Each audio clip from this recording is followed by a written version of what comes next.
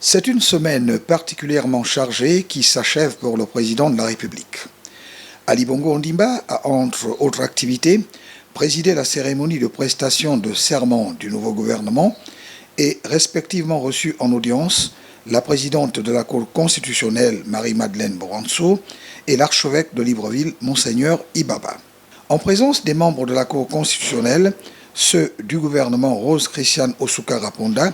qui se sont engagés à servir la nation, ont été rappelés à leur mission principale, à savoir relancer l'économie et améliorer les conditions de vie des populations, par le président de la République, qui a insisté sur le fait qu'il attend beaucoup d'eux.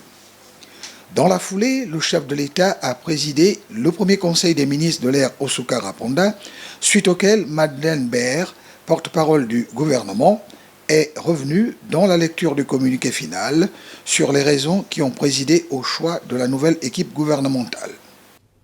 À l'ouverture des travaux de ce premier Conseil des ministres, qui a vu la promotion d'une dame à la tête du gouvernement,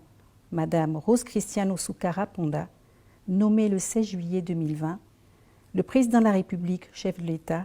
a adressé ses vives et chaleureuses félicitations au nouveau Premier ministre, chef du gouvernement, et à son équipe, en leur souhaitant plein succès dans l'accomplissement de leur mission.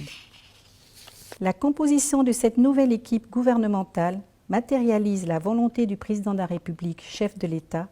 son Excellence Ali Bongo Ondimba, de renforcer l'efficacité de la riposte face à la Covid-19 et de relancer l'économie afin de répondre aux attentes de nos compatriotes et améliorer ainsi les conditions de vie des Gabonaises et des Gabonais. Le même jour, Ali Bongo Ondimba a reçu en audience le président de la Cour constitutionnelle, Marie-Madeleine Boranso, qui a qualifié l'entretien qu'elle a eu avec le président de la République d'entretien républicain, avant d'expliquer cet entretien, a essentiellement porté sur 2 points importants, la prestation de serment des nouveaux membres du gouvernement et la nomination d'une femme à la tête du dit gouvernement. Les femmes sont déjà un peu partout, président de corps constitués, mais il fallait aussi que le président de la République puisse donner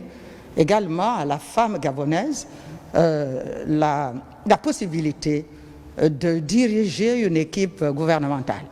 Marie-Madeleine Boranso a terminé son propos en présentant les remerciements de la gente féminine au chef de l'État pour cette marque de confiance et l'honneur qu'il n'a cessé de vouer à la femme gabonaise. J'ai eu également l'honneur d'adresser à son Excellence, Monsieur le Président de la République, les sincères remerciements de toute la gente féminine. Ça faisait plusieurs décennies que les femmes espéraient occuper un jour ce poste. Les femmes sont déjà un peu partout, président de corps constitués,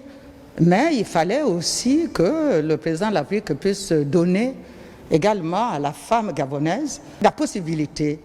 de diriger une équipe gouvernementale. Le président de la République a enfin reçu en audience l'archevêque de Libreville, Monseigneur Ibaba, avec qui il a été plutôt question d'évoquer la réouverture des lieux de culte fermés à cause du Covid-19. Le chef de l'État a fait part à son interlocuteur de l'intérêt que les autorités du pays accordent à la santé de tous